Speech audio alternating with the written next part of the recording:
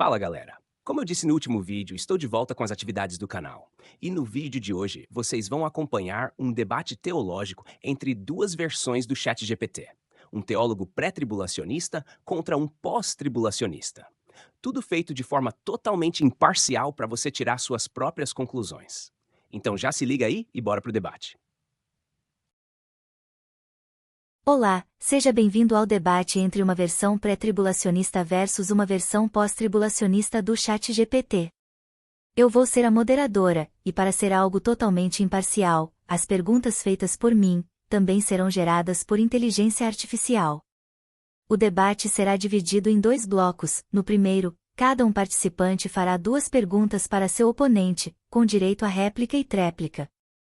Já no segundo eu farei duas perguntas, que deverão ser respondidas pelos dois participantes, também com direito a réplica e tréplica, e depois teremos as considerações finais. Então, vamos lá?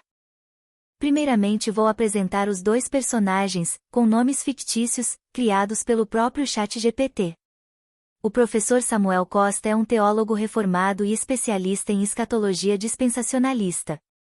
Ele defende que a igreja será arrebatada antes da grande tribulação, baseada em passagens como 1 Tessalonicenses capítulo 4 versículos 16 a 17 e Apocalipse 3:10.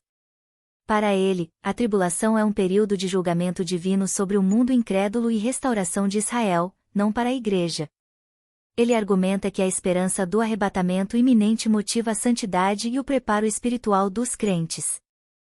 O professor Marcos Almeida é um teólogo reformado histórico, defensor da visão pós-tribulacionista.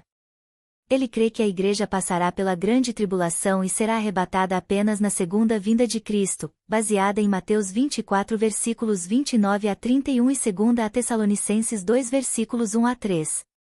Para ele, os crentes serão protegidos espiritualmente, mas enfrentarão perseguições. A tribulação purifica a igreja e prepara os santos para o reino de Deus.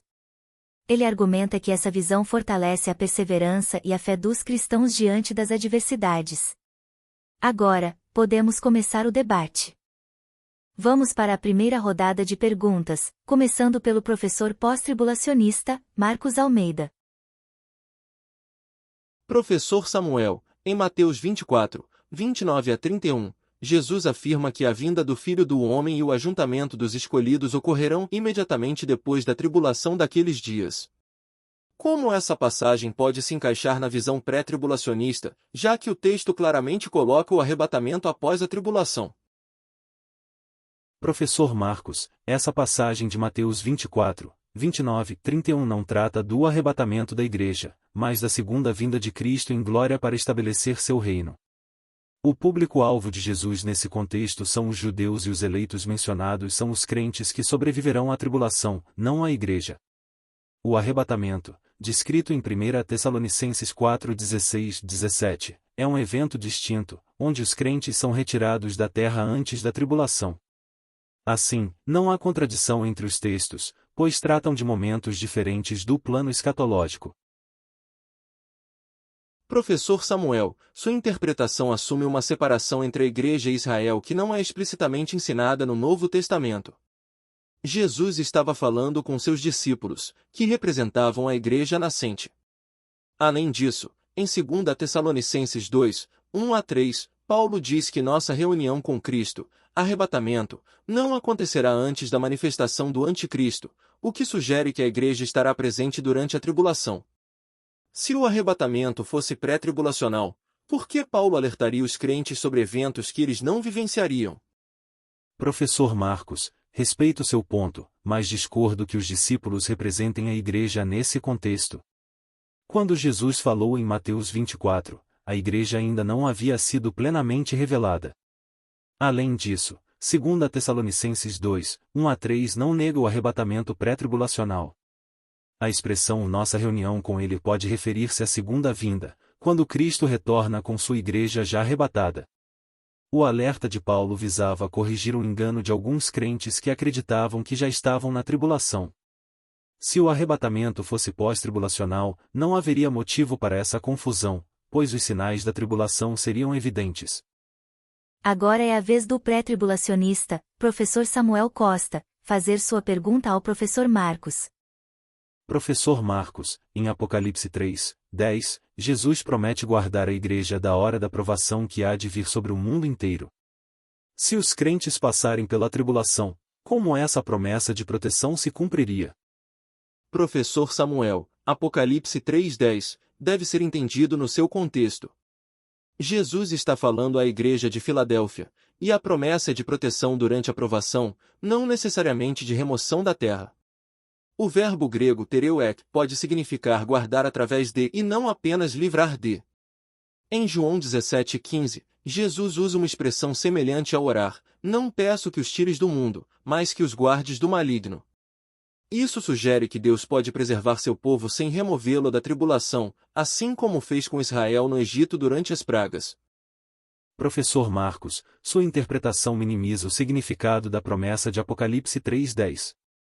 O texto não diz que seremos protegidos na tribulação, mas sim da hora da provação, indicando que não estaremos sequer presentes nesse período. O termo grego ek significa fora de, reforçando a ideia de remoção. Além disso, se a igreja passasse pela tribulação, não faria sentido Jesus advertir especificamente essa igreja sobre uma proteção especial, pois todos os crentes fiéis estariam igualmente sujeitos ao sofrimento. Isso confirma que o arrebatamento ocorre antes da tribulação. Professor Samuel, entendo seu ponto, mas o significado de ek em Apocalipse 3:10 não exige necessariamente remoção física. Deus pode guardar seu povo sem retirá-lo do mundo, como fez com Noé no dilúvio e com Israel no Egito. Além disso, se a promessa fosse sobre o arrebatamento, por que não há menção clara desse evento nas cartas às igrejas? A tribulação não é um julgamento apenas para incrédulos, mas um tempo de purificação e testemunho da igreja. Agora vamos para a segunda rodada de perguntas, dessa vez começando pelo professor pré-tribulacionista, Samuel Costa. Professor Marcos, em Apocalipse 4:1, João é chamado para subir aqui, o que alguns interpretam como uma representação simbólica do arrebatamento da igreja, antes que as visões de juízos sobre a terra se iniciem. Como o senhor entende esse versículo dentro da perspectiva pós-tribulacionista? Professor Samuel, Apocalipse 4:1 não deve ser interpretado como um arrebatamento da igreja antes da tribulação. João, ao ser chamado para subir aqui, está sendo levado para uma visão profética das coisas futuras, não uma representação simbólica do arrebatamento da igreja. O livro de Apocalipse apresenta a igreja ainda em cena nos capítulos seguintes, quando são descritos os sofrimentos e a perseguição durante a tribulação. O fato de João ser convidado a subir é uma metáfora para o recebimento da revelação, e não um indício de que a igreja será removida antes da tribulação. Professor Marcos, entendo sua visão, mas o contexto de Apocalipse 4:1 pode ser visto como um convite para observar o que ocorrerá depois que a igreja for retirada da terra. A ausência de menções à igreja nas visões subsequentes, quando os juízos de Deus começam, também reforça a ideia de que a igreja é removida antes do início da tribulação. Se o arrebatamento fosse pós-tribulacional, seria estranho que João, após ser convidado a subir, não encontrasse a igreja mais presente nas visões subsequentes de juízos e cataclismos. Professor Samuel, compreendo sua interpretação, mas a ausência da igreja em Apocalipse após o capítulo 3 não implica que ela tenha sido arrebatada. O fato de João ser levado ao céu simboliza apenas a preparação para a revelação futura dos eventos, não um arrebatamento real. Além disso, no contexto de Apocalipse, a igreja não é removida da cena, mas sim protegida e preservada durante a tribulação. A ausência de menções explícitas à igreja nas visões seguintes pode ser interpretada como um indicativo de que ela está sendo purificada e vivenciando os eventos da tribulação.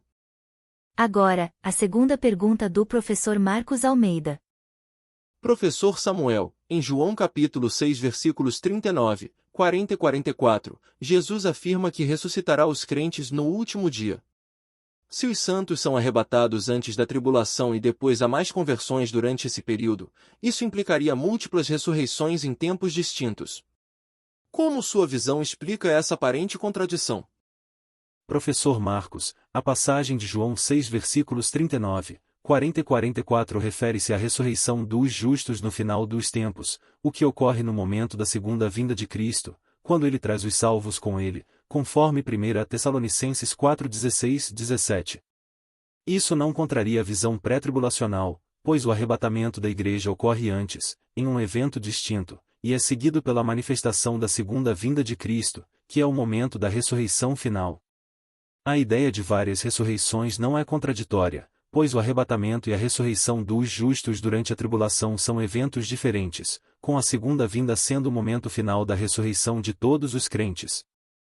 Professor Samuel, embora sua explicação busque reconciliar os textos, o problema persiste. Se o arrebatamento pré-tribulacional ocorre antes da grande tribulação, a ressurreição dos justos que se levantam após a tribulação, como descrito em Mateus 24:31, entra em conflito com a ideia de um único último dia. Não seria mais coerente entender que a ressurreição e o arrebatamento acontecem simultaneamente no último dia após a tribulação, como os próprios evangelhos e as epístolas sugerem? Professor Marcos, entendo a dificuldade, mas acredito que a distinção entre o arrebatamento e a ressurreição final está bem estabelecida nas Escrituras. O arrebatamento ocorre antes da tribulação, como um evento distinto, enquanto a ressurreição final, que ocorre após a tribulação, refere-se à glorificação de todos os crentes na segunda vinda de Cristo. O último dia é o momento da consumação de todas as coisas, mas o arrebatamento, como um evento antecipado, é diferente da ressurreição final descrita nas Escrituras. Essa diferença é importante para a visão pré-tribulacional, que mantém a igreja livre do período de julgamento. Bom, chegamos a um ponto importante do nosso debate, e agora vamos explorar uma questão central para ambos os pontos de vista. Vamos para o segundo bloco do nosso debate. Os dois participantes deverão responder a duas perguntas feitas por mim. Começando pelo pré-tribulacionista respondendo à primeira pergunta. Considerando a atual situação do mundo, com aumento de perseguições e sinais de crises globais, como cada um de vocês vê a relação entre os eventos escatológicos e o momento presente? Como suas respectivas visões sobre o arrebatamento e a tribulação podem influenciar a forma como os cristãos devem viver e se preparar espiritualmente diante desses tempos difíceis? Agora, professor Samuel, o senhor tem a palavra. Acredito que a visão pré-tribulacionista nos leva a uma compreensão de que a igreja não passará pelos julgamentos da tribulação. Como tal, os cristãos devem viver com a expectativa de que o arrebatamento pode ocorrer a qualquer momento, o que nos motiva a viver em santidade, vigilância e fidelidade. Diante dos sinais do fim dos tempos, devemos focar em estar preparados para encontrar Cristo, como ensinado em passagens como Mateus 24:42. A tribulação será um período de juízo divino sobre um mundo ímpio, e a igreja será retirada antes disso. Isso nos leva a esperar pelo arrebatamento com esperança e confiança, sabendo que Deus nos poupará das dificuldades dessa época. Professor Samuel, entendo sua perspectiva, mas, ao olhar para a situação global atual, creio que a igreja precisa se preparar para enfrentar desafios e perseguições no presente, pois isso está em consonância com o que Jesus e os apóstolos nos ensinaram. Atribuir um arrebatamento iminente pode fazer com que os cristãos se tornem complacentes e menos engajados na preparação espiritual e no testemunho fiel durante as adversidades. A visão pós-tribulacionista nos chama a viver com coragem e perseverança, sabendo que a igreja, embora protegida espiritualmente, será chamada a passar pela tribulação. Devemos estar prontos para enfrentar a perseguição e manter nossa fé, como visto em Apocalipse 7:14, onde os santos que saem da grande tribulação são louvados por sua perseverança. Professor Marcos, respeito sua visão, mas acredito que a antecipação do arrebatamento não gera complacência, mas sim uma motivação maior para viver em santidade e para cumprir a missão de evangelizar. O fato de a igreja ser arrebatada antes da tribulação não significa que devemos ser passivos, mas sim que devemos estar preparados espiritualmente para o encontro com Cristo. A vida cristã não é passiva, seja no tempo de paz ou de tribulação, e viver com a esperança do arrebatamento é um incentivo para buscar a santidade, a fé e a perseverança. Como Paulo disse em Tito 2:13, aguardamos a bendita esperança e a manifestação da glória de nosso grande Deus e Salvador, Cristo Jesus. Certo. Agora a resposta do professor Marcos à mesma pergunta. A visão pós-tribulacionista nos leva a entender que a igreja enfrentará dificuldades e perseguições antes do retorno de Cristo. Com os eventos globais atuais, como crises políticas, naturais e sociais, muitos acreditam que estamos vendo os sinais da tribulação. Porém, ao invés de esperar que a igreja seja retirada antes de passarmos por esses momentos difíceis, vemos a necessidade de preparar os cristãos para a resistência e perseverança, tal como é ensinado em passagens como Mateus 24, 9-13. A perseguição e o sofrimento fazem parte do processo de purificação e santificação do povo de Deus. A igreja deve viver com fé e coragem, lembrando que, embora o sofrimento seja certo, a vitória final é garantida em Cristo. Atribuir uma expectativa de arrebatamento iminente pode diminuir a urgência de viver fielmente e de preparar os cristãos para tempos de adversidade. Professor Marcos, entendo que a preparação para a tribulação possa ser vista como uma forma de purificação, mas creio que a Escritura nos ensina que a igreja não está destinada à ira de Deus. Em 1 Tessalonicenses 5:9, Paulo afirma, porque Deus não nos destinou para a ira, mas para alcançar a salvação pela nossa fé em Jesus Cristo. A visão pré-tribulacionista ensina que, embora os cristãos possam enfrentar dificuldades e perseguições, eles não passarão pela ira de Deus manifestada na grande tribulação. Nossa preparação deve ser para estar prontos para o arrebatamento, mantendo uma vida de santidade, sem cair no engano de que devemos enfrentar a tribulação como parte do nosso chamado. Nossa missão é viver vigilantes e firmes em Cristo, enquanto aguardamos sua vinda para nos tirar deste mundo de pecado e julgamento. Respeito sua visão, mas acredito que a expectativa do arrebatamento não deve nos fazer ignorar o sofrimento que os cristãos já enfrentam e enfrentarão, conforme a história da Igreja e as Escrituras. Em várias passagens, como em 2 Timóteo 3,12, todos os que querem viver piamente em Cristo Jesus serão perseguidos. O ensino sobre a grande tribulação não é para nos afastar da realidade do sofrimento, mas para nos preparar a perseverar até o fim. A visão pós-tribulacionista nos leva a olhar para Cristo como nossa força durante as dificuldades, sem esperar um escape, mas sim um fortalecimento para viver fielmente, mesmo em tempos de tribulação. Nossa esperança está na segunda vinda, mas precisamos nos preparar para enfrentá-la com coragem e fé. Agora a segunda pergunta, que os dois participantes deverão responder, dessa vez sem réplica e tréplica. Ao longo da história, muitas perseguições e tribulações já ocorreram contra os cristãos. Diante disso, como podemos diferenciar a tribulação mencionada na Bíblia daquelas que a Igreja já enfrentou ao longo dos séculos? O que distingue a grande tribulação de outras épocas de sofrimento para os crentes? Agora, professor Marcos, o Senhor tem a palavra. Moderadora, ao longo da história, a Igreja tem enfrentado inúmeras tribulações, e isso está de acordo com o que Jesus ensinou em João 16:33. No mundo tereis aflições, mas tende bom ânimo, eu venci o mundo. A perseguição sempre esteve presente na vida dos cristãos, desde os apóstolos até os dias atuais. A diferença fundamental é que a grande tribulação será uma intensificação desse sofrimento, um período de grande apostasia e perseguição global. Entretanto, a Bíblia não sugere que esse tempo seja distinto das tribulações que a Igreja já enfrentou a ponto de justificar um arrebatamento pré-tribulacional.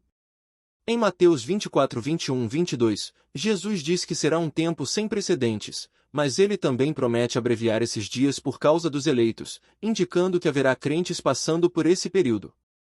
Isso reforça que a Igreja estará presente na tribulação, sendo chamada a perseverar até o fim. Muito obrigada, professor Marcos. Agora, professor Samuel, qual sua resposta para essa questão? Moderadora, a grande tribulação se distingue das perseguições comuns porque será um tempo específico e determinado de juízo divino sobre a terra, conforme descrito em Daniel 9, 24-27 e Apocalipse 6, 19. Ela não é apenas um período de sofrimento para os crentes, mas um tempo de purificação para Israel e de julgamento para as nações. A Igreja, segundo a visão pré-tribulacionista, não faz parte desse cenário porque sua missão já terá sido cumprida antes desse período começar.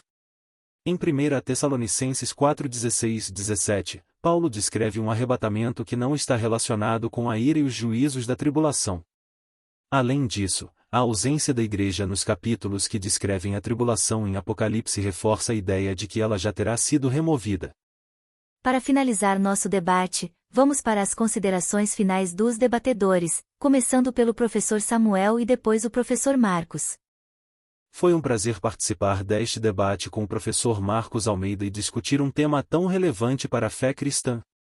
Defendo que o arrebatamento da igreja ocorrerá antes da tribulação porque Deus prometeu livrar seus filhos da hora da provação. Apocalipse 3:10. A tribulação não é apenas um tempo de sofrimento, mas um período de juízo divino sobre o mundo incrédulo, e a igreja, como noiva de Cristo, não está destinada à ira de Deus. 1 Tessalonicenses 5:9. A vinda de Cristo para buscar sua igreja será repentina e inesperada. 1 aos Coríntios 15, 51 e 52, enquanto sua volta em glória será visível a todos. Essa distinção reforça a visão pré-tribulacionista, onde o arrebatamento e a segunda vinda são eventos distintos. Independentemente das diferenças de interpretação, todos os crentes compartilham a mesma esperança e Jesus voltará. O essencial é que vivamos diariamente preparados, buscando a Deus e anunciando seu Evangelho, para que mais pessoas estejam prontas para encontrar Cristo quando Ele vier. Agradeço ao moderador e ao professor Samuel Costa pelo debate respeitoso e enriquecedor. Acredito firmemente que a Igreja não está isenta de tribulações e que a grande tribulação será um período de prova e perseverança para os santos. Jesus nos advertiu em Mateus 24:13 que aquele que perseverar até o fim será salvo, indicando que os crentes estarão presentes nesse tempo de dificuldade. A vinda de Cristo será um evento glorioso e público, visível a todos, como descrito em Mateus 24:30. A esperança do crente não está em escapar do sofrimento, mas em permanecer firme, confiando que Cristo retornará no momento certo. Assim como os israelitas foram protegidos durante as pragas no Egito, creio que Deus guardará seu povo em meio à tribulação, sem a necessidade de removê-los do mundo antes desse período. Seja qual for nossa visão escatológica, o mais importante é estarmos preparados para a volta de Cristo, vivendo em santidade e fidelidade, aguardando aquele dia em que Ele estabelecerá seu reino eterno.